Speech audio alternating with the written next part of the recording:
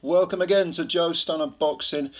There is a narrative that's sort of growing legs that Errol Spence Jr. was sort of neurologically injured before he fought Terence Crawford and probably shouldn't have been in the ring. Now, I wouldn't entirely dismiss the argument because of the car crash and the life he's led and so on, and the eye test, and so on and so forth. But and the constant cutting of making weight. But I'm not saying that it's a given. We have to bear in mind how good Spence looked against Danny Garcia and Ugas. And he looked very, very good. There was talk of him suffering neurological damage from the car crash, even though he was looking good against those two fighters, that he had suffered neurological damage and that people had to keep an eye on him, the professionals. But the one thing, regardless of that argument, whether you agree with it or disagree with it, a lot of people have therefore said, well, it kind of takes the shine off Terence Crawford's victory. Now, I don't think that's true, okay? I really don't. The argument about Spence, where, the damage to him, and don't forget, of course, you can suffer neurological damage and it only sort of manifests itself years down the line. You get a lot of boxers who retire and they seem okay, and then 20 years later they're walking on their heels and they're suffering from dementia, pugilistica dementia they call it, the fancy name for it, punch drunkenness. But there's that argument. But don't forget, Errol didn't live a good life, but drinking and maybe smoking a bit of weed or whatever the hell he's doing, mind-altering substances which aren't going to do you any good if you've already suffered some sort of neurological compromise. But when people talk about, oh well, that takes the shine off Crawford's victory, I don't think it does, because it's not Crawford's fault that Errol Spence Jr.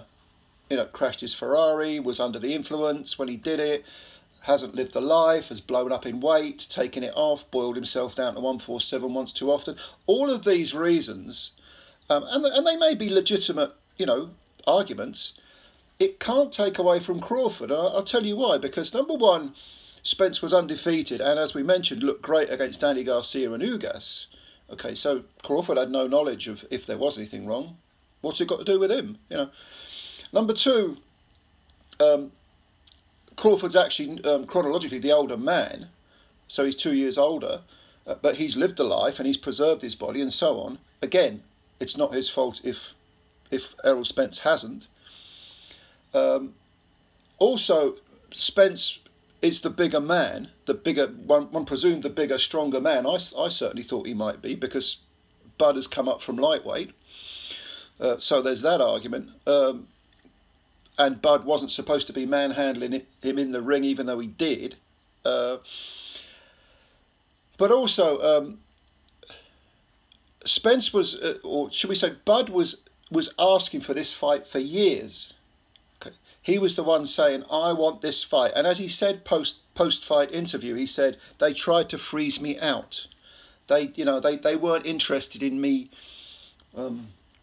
Fighting their guy. It was a sort of cult of PBC, this sort of closed shop where, almost like a UFC model, you might say, where Al Heyman and he had this cash cow, one of his cash cows. He wasn't going to risk him against a really legitimate guy who wasn't part of the PBC bandwagon.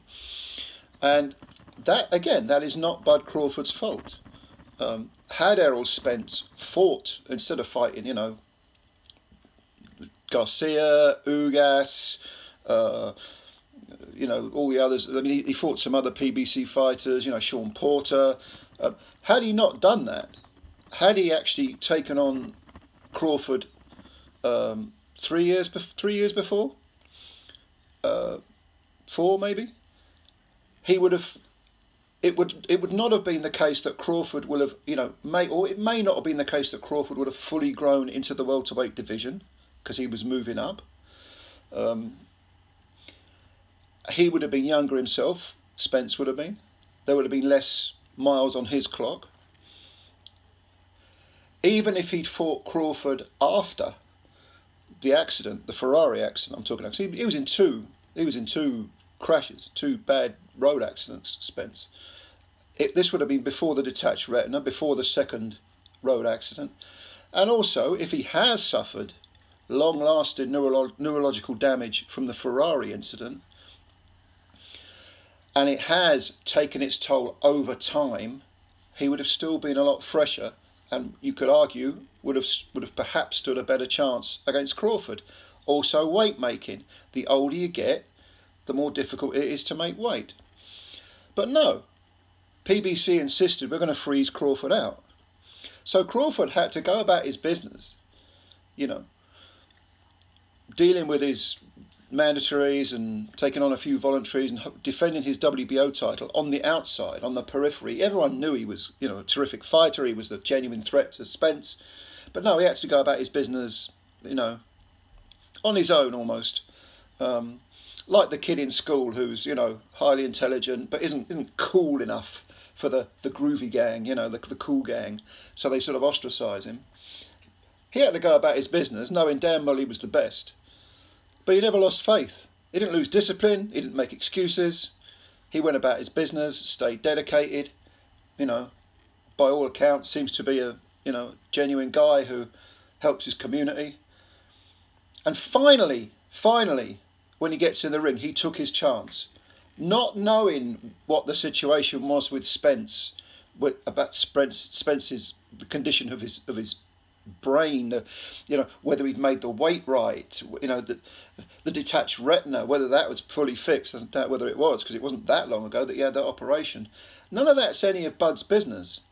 Instead, Bud went about his business perfectly, as a professional should, and beat the crap out of Spence.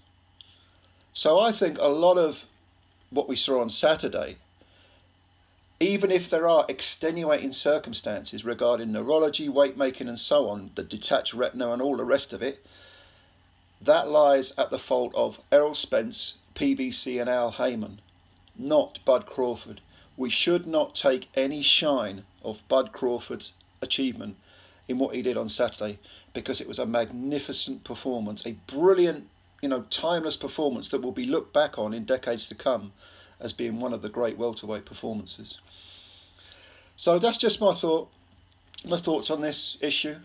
Yes, you can ask, you know, was Spence damaged before he got in the ring? I have no problem with that argument. I think probably that car crash, when I saw it, I thought he can't be. I mean, I'm talking about the first one. You know, he can't be the same, surely not. Even though he looked great against Garcia and then brilliant against Ugas, and those are not mugs. Those are good fighters.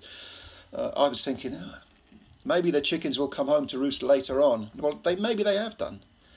But if you're going to live that life, you're going to smoke a bit of ganja and drink a bit and get into car crashes, and then you suffer a detached retina. I mean, you can't live that life. You can't. But it's not Bud Crawford's fault. Terence Crawford has proved himself and deserves absolute, total, 100% kudos for his achievement on Saturday. What do you think? Leave your comments below. Subscribe to the channel if you're new. As always, hit the subscribe button and the like button as well. That'll do us a lot of good. And spread the word about Joe Stunner Boxing. Looking forward to reading your comments and I'll answer. Until then, bye for now.